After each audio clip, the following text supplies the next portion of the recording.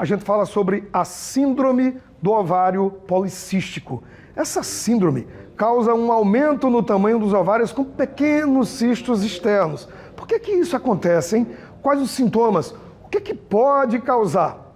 Esse é o assunto de hoje da nossa pausa gostosa do café.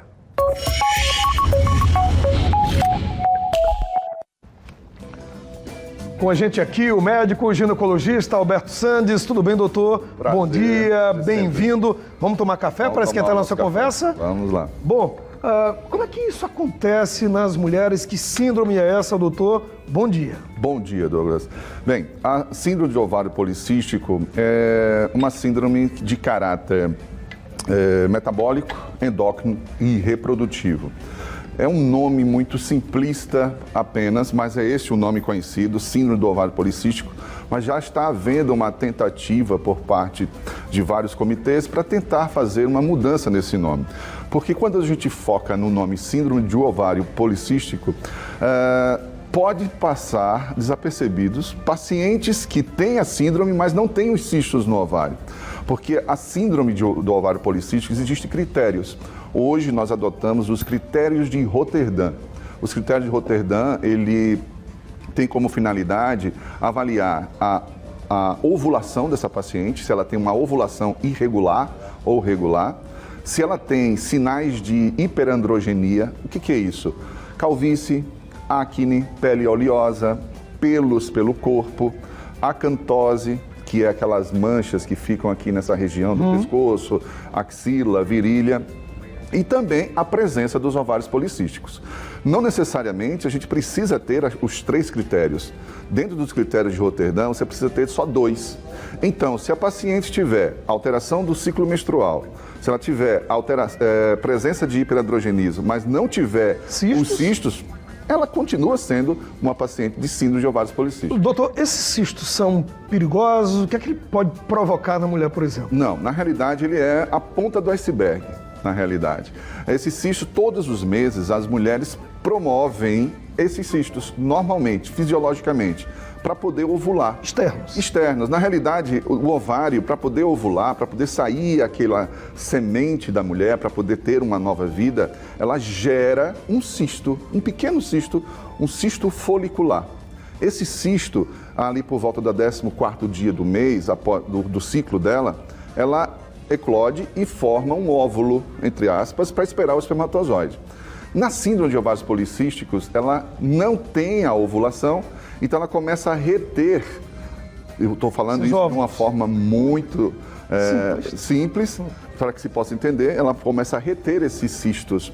Então, existem também os critérios de quantos cistos ela vai ter para poder ser classificada. E se ela começa a reter esses cistos, que complicações ela pode ter? Bem, a síndrome de ovário policístico é uma doença genética, de caráter genético. Então, a primeira coisa que nós temos que observar são 3 grandes vias. Ela aumenta a produção de hormônios androgênicos na mulher, ela aumenta a resistência insulínica e a anovulação. Então, isso ela pode aumentar em 40% a infertilidade dela. 40% das mulheres que têm síndrome de ovários policísticos terão a probabilidade de 40% de infertilidade. Na população geral, a síndrome de ovários policísticos estão em torno de 6% a 8%. Mas não é só isso. Existe, desde que se começou a estudar essa síndrome, uma tendência muito também simplista de tratamento, que era o uso do contraceptivo. E aí tem que tomar muito cuidado, porque é uma doença de caráter multifatorial. Ela pode provocar doenças cardiovasculares, diabetes é a principal, porque ela aumenta a resistência insulínica. A infertilidade é apenas um dos pontos. No entanto, quando você só trata com anticoncepcional, você está mascarando toda a patologia, porque ela tem múltiplas vias, né? Ela tem múltiplas vias de acometimento da doença. Então, quando você usa o anticoncepcional, você está mascarando a doença. Então, por muitos anos, a Sociedade Brasileira de Ginecologia e Obstetrícia, claro, isso evolui, né? Isso evolui com os estudos, apenas fazia o uso de quê? Contra o tratamento o anticoncepcional.